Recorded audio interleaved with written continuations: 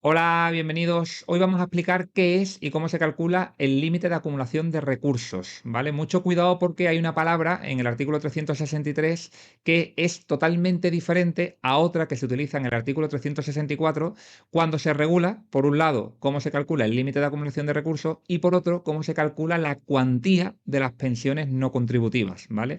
Esa palabra que puede ir al traste con la opción que hayas marcado, espero que no, pero que pueda ser así en el examen, ¿vale? Bien en una pregunta de la parte de test o bien en una pregunta de la parte del supuesto, lo cual sería todavía más doloroso, pues es importante que la tengas bien identificada, ¿vale? La palabra es conviviente o la palabra es beneficiario. Vamos a ver en el tema que yo tengo desarrollado sobre las pensiones no contributivas. Sabes que este tema es el mismo del IMV y de las prestaciones familiares de la modalidad contributiva. Todavía nadie conoce por qué el tribunal metió las prestaciones familiares, las PF contributivas, dentro de este tema, que solamente se habla de las no contributivas, pero bueno, anécdotas aparte, bueno, pues tienes que saber que a efectos de requisitos, ¿vale? Tanto en la pensión de incapacidad no contributiva como en la de jubilación no contributiva, uno de esos requisitos es la renta, ¿vale? Se va a perseguir que tengas unas rentas insuficientes, ¿vale? O lo que es lo mismo, carecer de rentas o ingresos suficientes. En ese sentido, si vives solo, pues vamos a comparar estas rentas con el propio valor de la pensión, ¿vale? Pero si vives en una unidad económica, fíjate que en el IMV se habla de unidad de convivencia. Y aquí se habla de unidad económica. Mucho ojo por si van a la literalidad de la ley y quieren hacernos jugar pues un mal trago si no tenemos bien identificados esos conceptos también, ¿vale? Pues si vives en una unidad económica, no se van a tener en cuenta solamente tus ingresos, sino los de todos los integrantes, ¿vale? Se van a sumar los ingresos de un integrante, de otro, y eso es lo que va a constituir el límite de acumulación de recursos, ¿vale? Pues siempre que estemos por debajo de ese límite de acumulación de recursos, que es lo que vamos a ver hoy, cómo se calcula, pues satisfaremos el requisito de carecer de renta o ingresos suficientes, ¿vale? Bien, el límite de acumulación de recursos se calcula de la siguiente manera, ¿vale? Como te digo, si vives solo, pues no aplica el límite de acumulación de recursos porque la ley específicamente lo vincula a cuando hay una unidad económica. Sin embargo, yo tengo a bien, pero te advierto, porque siempre me gusta respetar la literalidad de la ley, ponértelo como primer guión, ¿vale? Para que sepas que, bueno, pues en el caso de vivir solo, simplemente vamos a comparar tus ingresos con el valor de la pensión, ¿vale? Con el 100% del valor de la pensión, que sabes que se establece en los presupuestos generales del Estado y que se pagan 14 pagas, ¿vale? Mucho cuidado porque las pensiones en la modalidad contributiva no siempre se pagan en 14 pagas. Si derivan de contingencias profesionales se pagan en 12, si derivan de contingencias comunes se pagan en 14, ¿vale? Así que mucho cuidado. El IMV, por ejemplo, se paga en 14, perdona, en 12, mientras que estas pensiones no contributivas se pagan en 14. Entonces, bueno, pues con eso también van a jugar. El límite de acumulación de recursos, como te digo, sí que aplica cuando tenemos una unidad económica, es decir, cuando el beneficiario convive con otras personas, sean o no sean beneficiarias, ¿vale? Aquí la palabra clave está en lo que te destaco en azul y en lo que te destaco en naranja, ¿vale? La palabra conviviente o la palabra beneficiario.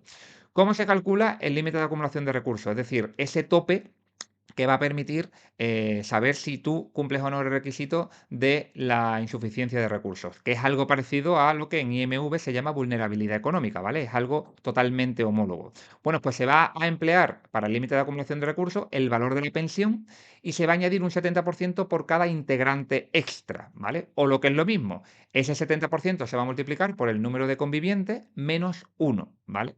De manera que si tenemos una unidad económica de dos personas, pues 2 menos uno, 1 por 70, 70, 70 más el 100% de la pensión, sería 170%, ¿vale? El límite de acumulación de recursos, es decir, lo máximo que en esa unidad económica puede entrar de dinero, va a ser el 170% del valor de la pensión, ¿vale? Y esa pensión, como te digo, se establece año a año en los presupuestos generales del Estado, siendo actualmente unos 8.800 euros. ¿Qué pasa si estos convivientes, que además te dice la ley que solamente sirven hasta segundo grado, ¿vale? Por tanto, importante saber el grado, pero más importante saber que solamente van a valer por consanguinidad, ¿vale? Por eso pongo yo aquí siempre al margen notas que te van a ir guiando en alertas importantes que hay que tener de referencia, ¿vale? Consanguinidad quiere decir que tiene que ser familia directa de sangre, ¿vale? No vale la afinidad, que sería la familia política. Y cuando hablamos de grado, pues acuérdate que te tienes que montar en un ascensor. Grado 1 es, por ejemplo, un padre respecto a un hijo, ¿vale? Pero grado 1 no sería mi hermano, porque mi hermano está a mi lado. Y para 2 grados me tengo que montar en el ascensor y subir y bajar. Por tanto, para llegar a mi hermano tengo que ir hasta mi padre o mi madre y de mi madre o mi padre bajar a mi hermano. Mi hermano sería segundo grado. Lo mismo pasaría con mi abuelo. Mi abuelo sería segundo grado, porque tengo que ir a mi padre y de mi padre a su padre, ¿vale? Entonces, importante. Cuando es, hasta segundo grado de consanguinidad, se calcula como hemos visto, ¿vale? La pensión más el 70% de el número de convivientes menos uno, o como te decía, ¿vale? La pensión más 70% por cada integrante extra, además del principal, ¿vale? Si lo quieres ver de esa manera. Pero si tenemos una unidad de convivencia, una unidad económica de primer grado, ¿vale? Directamente con ascendientes o descendientes en primer grado, pues entonces esa expresión se va a amplificar en 2,5. Entonces anticipamos a este paréntesis este corchete y mejoramos, aumentamos el límite de acumulación de recursos, lo cual me va a dar una tolerancia económica mucho más amplia, ¿vale? Esto se hace para favorecer que pues, las personas estén cuidadas y estén en el seno familiar de sus más allegados, ¿vale? De 2,5. Fíjate que es más del doble, ¿vale? 2,5 veces esa expresión, ¿vale? Bueno, pues eso con respecto al límite de acumulación de recursos, ¿vale? Saber, como te digo, que es lo que se tolera para satisfacer el requisito de renta. Pero no lo mezcles con el artículo 364, que es la cuantía de la prestación. Pensión en este caso. La cuantía va a ser el 100% de la propia pensión, ¿vale?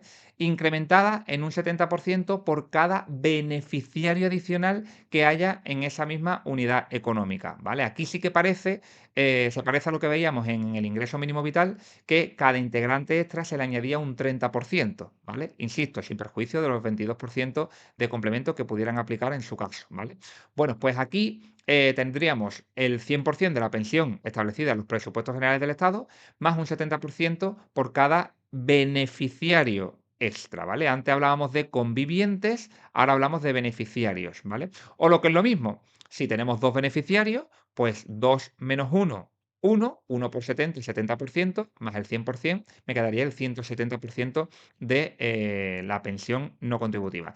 Esto no quiere decir que uno vaya a recibir el 170% y el otro no, y el otro nada. No, porque después el segundo guioncito que te establezco con esta estructura del artículo 364 te dice que el importe así calculado, esta cuantía, se va a dividir entre el número de beneficiarios que haya. Por tanto, si tenemos dos beneficiarios, 170 entre 2, pues sería 85% para cada uno. En realidad aquí lo que está haciendo el Estado es ahorrarse este 30% porque la unidad económica es la misma y no le correspondería un 100% de la pensión no contributiva a cada uno, ¿vale? Entonces, mucho cuidado porque el límite de acumulación de recursos se calcula de manera muy similar, pensión más 70%, pero metemos en la ecuación los convivientes, mientras que para establecer la cuantía, la expresión es la misma o muy parecida, pero solamente tenemos que considerar los beneficiarios, ¿vale? Entonces, bueno, pues el juego ¿dónde puede venir?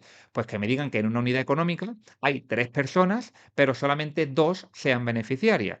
Bueno, pues si hay 3 personas, aquí tendremos que tener en cuenta los 3, porque son todos convivientes, sean o no sean beneficiarios, y tendríamos 3 menos 1, 2, 2 por 7, 14, 140 más 100, 240%, es decir, esa unidad económica va a poder alcanzar hasta el 240% del valor de la pensión como su límite de acumulación de recursos, ¿vale? Para poder ser evaluada si cumplen o no el requisito de rentas insuficientes, pero a efectos de cuantía solamente había dos beneficiarios. Pues entonces sería el ejemplo que te ponía antes, ¿vale? Un beneficiario se computaría como el principal, si lo quieres ver así, al 100% y el otro solamente coparía el 70%. Por tanto, sería un 170% de la cuantía de la pensión no contributiva que se establece en los presupuestos generales del Estado, ¿vale?